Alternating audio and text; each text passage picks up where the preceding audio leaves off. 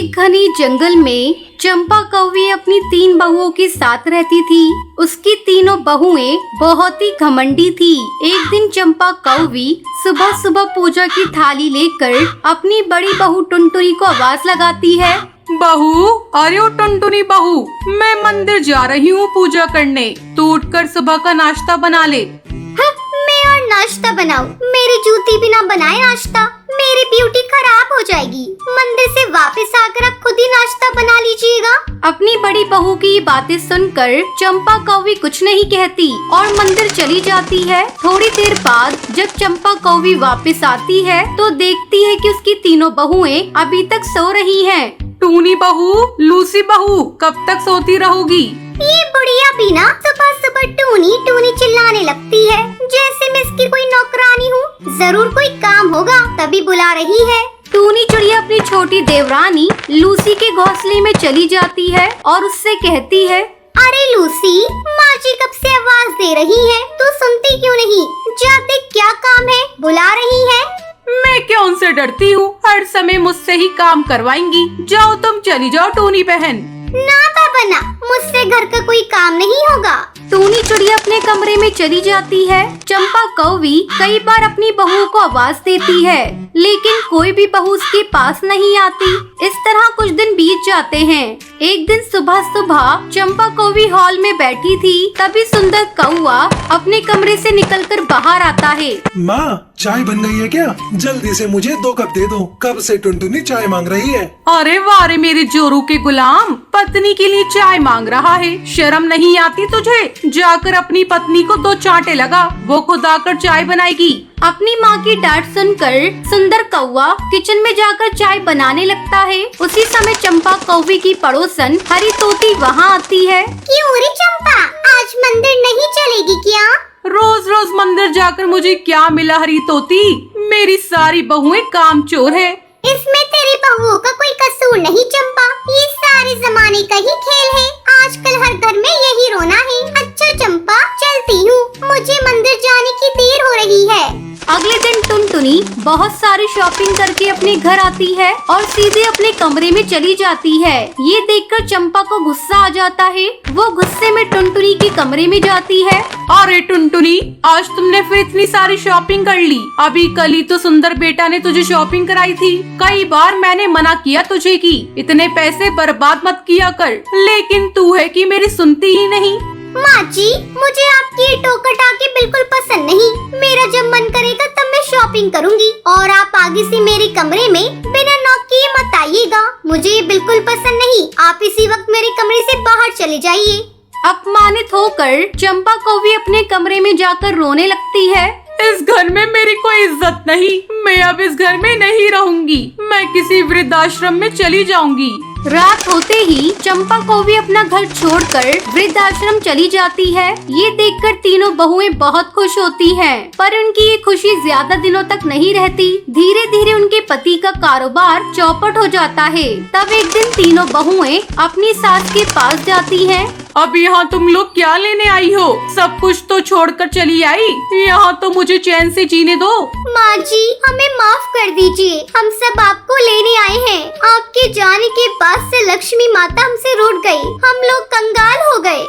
नहीं, मैं वापस अपने घर नहीं जाऊंगी। तुम लोग जाओ यहाँ से। माँ जी, आपको लिए बगैर हम यहाँ से वापस नहीं जाएंगे।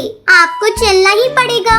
तीनों बहुओं के बहुत मनाने पर चंपा कौवी मान जाती है और उनके साथ वापस घर लौट आती है। फिर सभी खुशी खुशी रहने लगते हैं।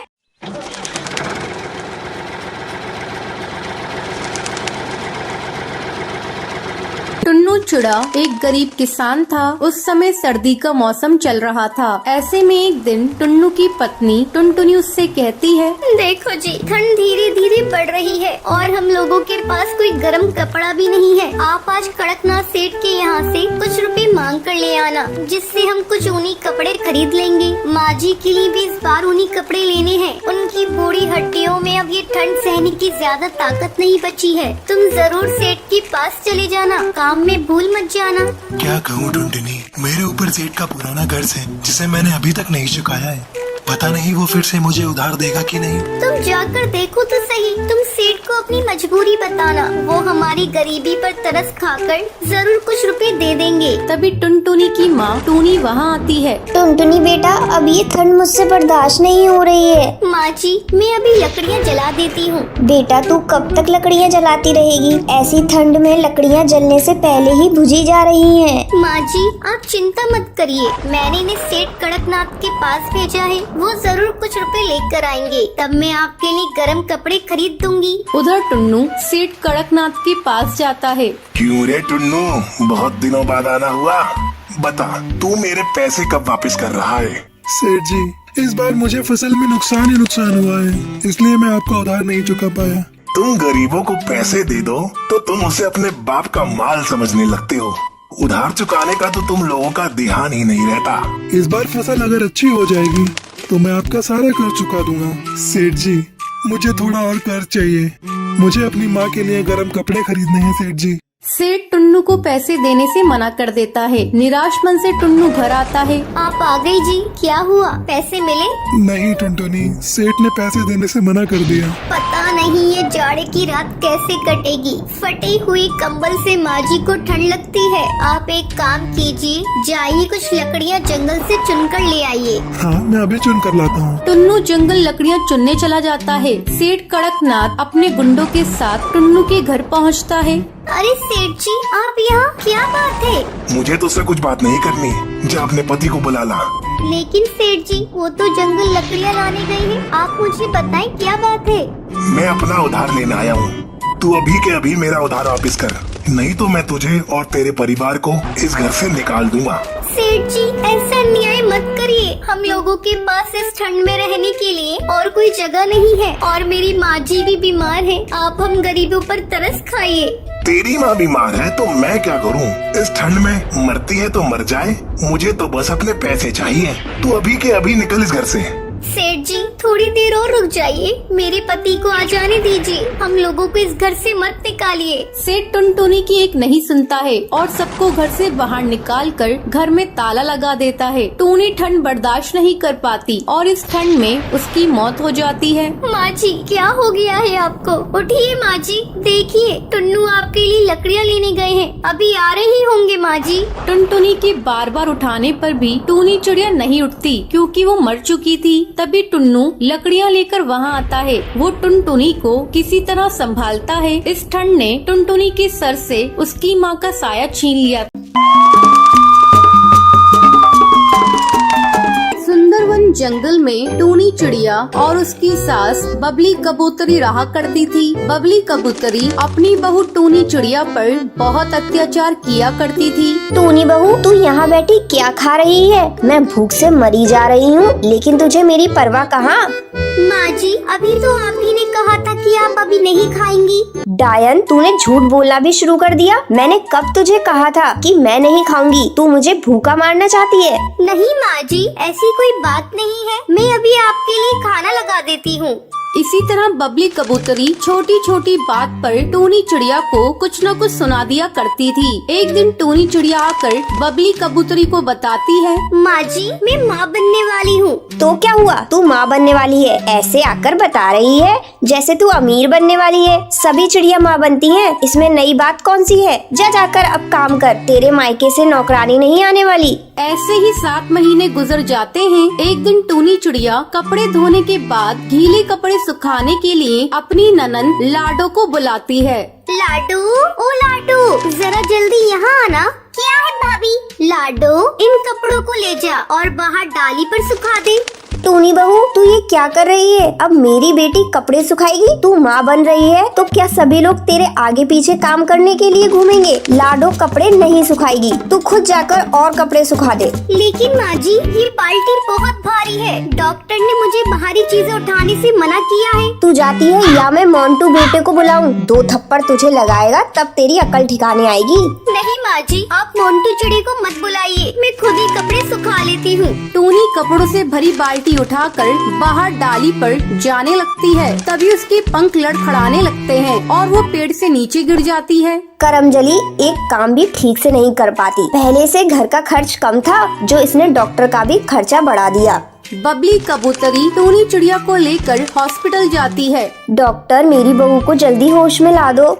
माँ जी, आपकी बहू की हालत बहुत सीरियस है। आखिर ये बेहोश कैसे हो गई? क्या बताऊं डॉक्टर, खड़ी थी तभी उसको चक्कर आ गए और गिर गई। डॉक्टर, इसे जल्दी होश में ला दो, घर का सारा काम पड़ा हुआ है।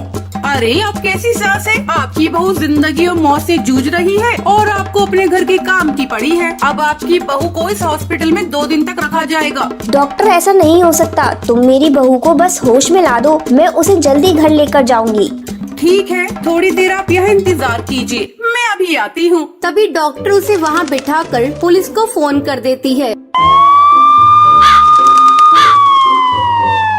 इंस्पेक्टर कौर, आप इस जालिम कबूतरी को गिरफ्तार कर लो। इसने अपनी बहू पर बहुत सारे जुल्म किए हैं। अभी अभी इसकी बहू ने होश में आने के बाद मुझे सारी बात बताई है। पुलिस बबली कबूतरी को गिरफ्तार करके ले जाती है और इस तरह टूनी चिड़िया को अपनी अत्याचारी कबूतरी सास से छुटकारा मिल जाता है। कुछ दिन जेल काटने के बाद कबूतरी घर आती है और अपने पुराने रूप में आ जाती है और टूनी चिड़िया से कहती है, अरे तू घोंसले में कैसे बैठी है? चल निकल घोंसले से और चल घर के काम कर। माँ जी, मैं अभी चल रही हूँ, आप मुझ पर गुस्सा क्यों कर रही हैं? गुस्सा नहीं तो और क्या करूँ तुझ पर? मेरे बेटे के तो कर्म ही फूट गए। मैंने तो सोचा था तेरा बाप गाड़ी देगा, सोने की सिकड़ी देगा, लेकिन उसने तो कुछ नहीं दिया। तू अपने मायके से तो कुछ नहीं लाई और यहाँ महारानी बनकर बैठी रहेगी। माँ जी, आपको ये सारी बातें मेरी मम्मी पापा से कहनी चाहिए थी। हरामखोर, मुझे जेल भिजवाकर तेरा कलेजा ठंडा नहीं हुआ और तू अब जुबान भी चलाने लगी। माँ जी, मुझे मत मारिए, मेरी क्या गलती है? एक दिन फिर बबली कबूतरी टूनी को परेशान करने के लिए उसके कमरे में जाती है। क्योरी महारानी टूनी, कैसे आराम फरमा रही है? चल जाकर उपले बना। माँ जी, मैं दूसरे काम कर लूंगी, मैंने कभी उपले नहीं बनाए। अच्छा तो चल, मैं तुझे सिखा दूंगी। अगर तुझे उपले नहीं बनाने थे तो तेरे माँ बाप ने इस घर में शादी क्यों की? चल अब चलकर उपले बना, 4 दिन से उपले नहीं बने।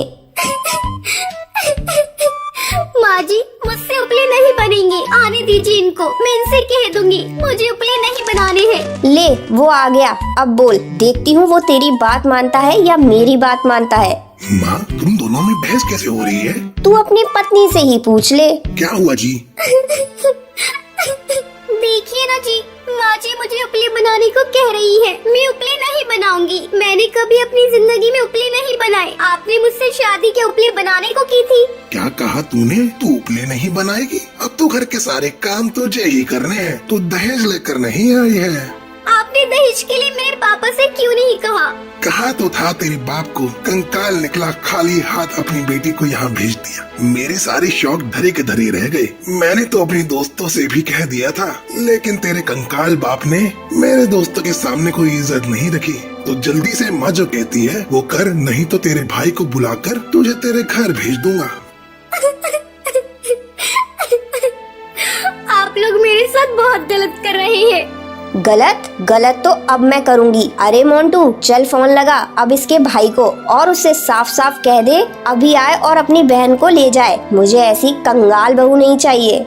मोंटू चिड़ा टूनी के भाई को फोन लगाने लग जाता है। आपने जिस व्यक्ति को कॉल किया है वह अभी आप लोग ऐसा क्यों कर रहे हैं? मत लगाइए फोन मेरे भाई को।